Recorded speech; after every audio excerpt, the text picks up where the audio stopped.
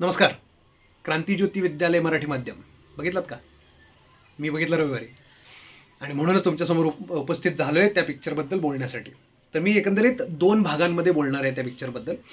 पहिला भाग असेल पिक्चर कसा आहे, मूव्ही पॉईंट ऑफ व्ह्यूनी कसा आहे, आणि दुसरा भाग असणार आहे त्यांनी त्या पिक्चरमध्ये जो विषय मांडला आहे त्या विषयाबद्दल. चला मग सुरू करूया.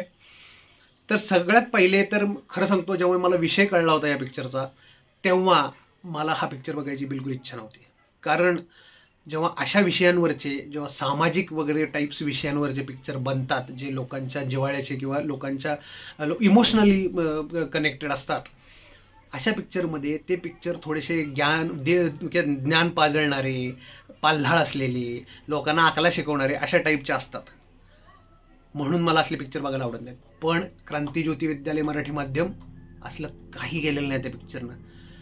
पिक्चरची स्टोरी अप्रतिम आहे. ज्या पद्धतीनं ती हाताळली गेलेली आहे, दोन्हीसाठी, स्टोरीसाठी आणि हाताळण्यासाठी डायरेक्टरचे हेमंत ढुमे सरांचे हार्दिक अभिनंदन आणि आभार सुद्धा.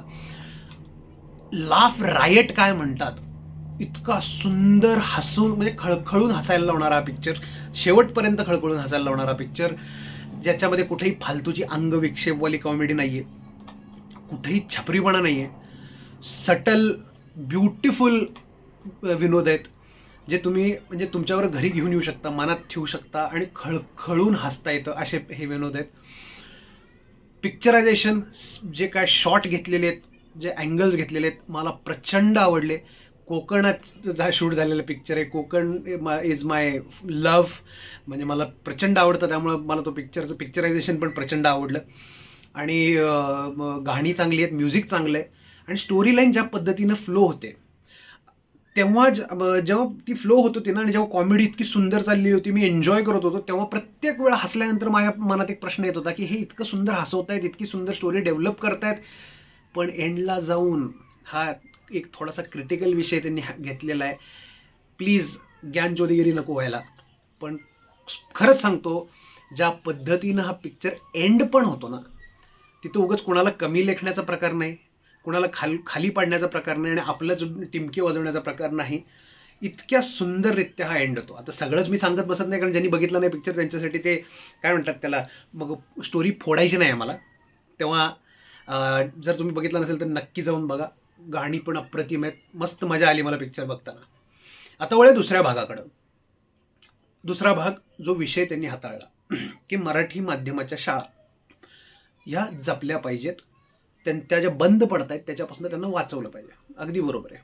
म्हणजे मी एक खुद्द स्वतः मराठी म्हणून मला या गोष्टीचं डेफिनेटली माझ्या मनापासून माझी इच्छा आहे की मराठी शाळा जगल्या पाहिजेत. आणि एवढंच नाही, मी फक्त मराठी, मी स्वतःसुद्धा मराठी माध्यमातूनच शिकलेला माणूस आहे. गडहिंग्लज हायस्कूल, गडहिंग्लज नावाच्या शाळेत मी शिकलो 10वीपर्यंत. 10वीपर्यंत स्कॉलर बॅचला होतो. मग मी 11वीला सायन्स घेतलं, आणि मग अचानक इंग्लिश मीडियममध्ये मला म्हणजे माझं इंट्रोडक्शन झालं. आणि मला खरंच सांगतो, मी सायन्स सोडावं लागलं कारण मला इंग्लिश कळत नव्हतं. हां, आता माझ्याबरोबरचे बरेचसे इतर मराठी मीडियमवाले लोकंसुद्धा तिथं होते, त्यांनी चांगले मार्क काढले वगैरे, सगळं सगळं सगळं मान्य आहे. पण मला नाही जमलं, म्हणून मी BSc ड्रॉपआउट झालो, आणि मग मी कॉमर्स ग्रॅज्युएशन केलं. मराठीमधनं आल्यानंतर इंग्लिश कळत नव्हतं म्हणजे काय?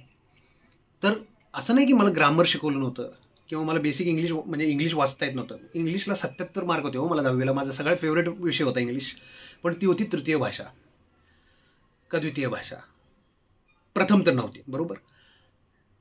मग काय प्रॉब्लेम होता? प्रॉब्लेम असा होता की मी जे सायन्स शिकलो खास करून, किंवा गणित शिकलो, मी लसावी मसावी शिकलो.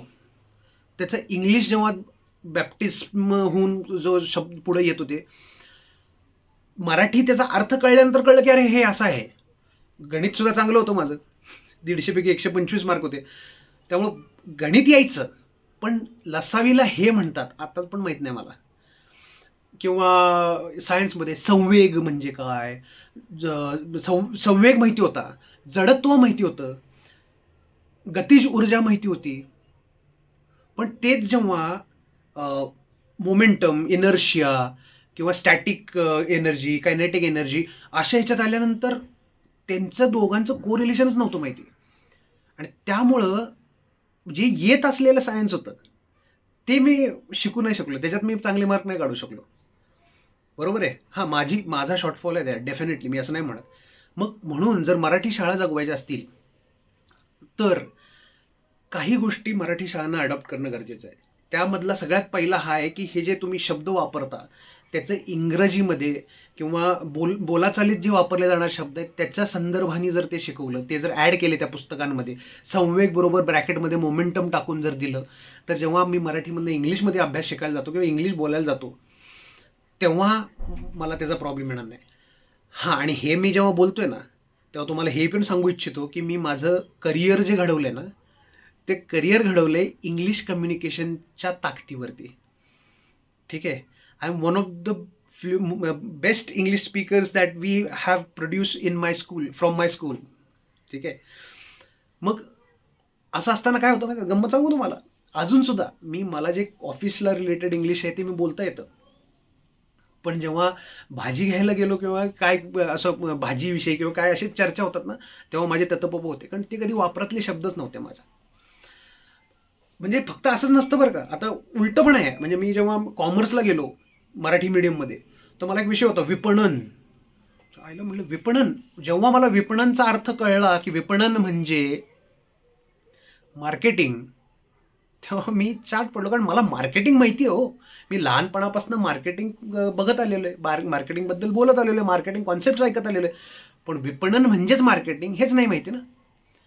त्यामुळं जर मराठी शाळा जगवायच्या असतील, तर मराठी अभ्यासक्रमात सुद्धा हे शब्द, कारण पुढे जाऊन हे लागतात, म्हणून ते शब्दांची गरज आहे. पूर्ण अख्खं याचा अर्थ तुम्ही सगळं इंग्लिशमध्ये शिकवायची गरज नाही ना, एखाद दुसरा शब्द तुम्ही ॲड करू शकता.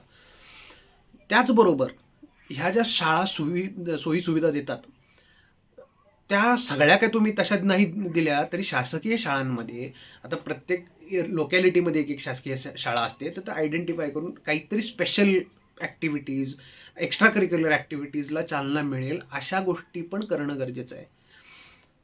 त्यामुळं हां, आणि सगळ्यात महत्त्वाचं, पालकांनी दिखाव्याकडे न जाता, पालकांनी सुद्धा आतून मनापासून, आता माझा मुलगा सुद्धा इंग्लिश मिडियममध्ये जातो, त्यामुळं मला तर हे बोलायचा हक्क आहे का नाही मला माहीत नाही, पण जर जगवायची असेल शाळा, तर आपल्याला आपल्या पाल्यांना तिथं घातलं पाहिजे, तर त्या मराठी शाळा जगणार आहेत. तर असं माझं पर्सनल मत आहे. मी या व्हिडिओचे 2 तुकडे करून ट्राय करतो तुम्हाला द्यायचं, पण त्यातून जर पटलं तर लाईक, शेअर, कमेंट करायला विसरू नका. लोकांपर्यंत पोचवायला विसरू नका.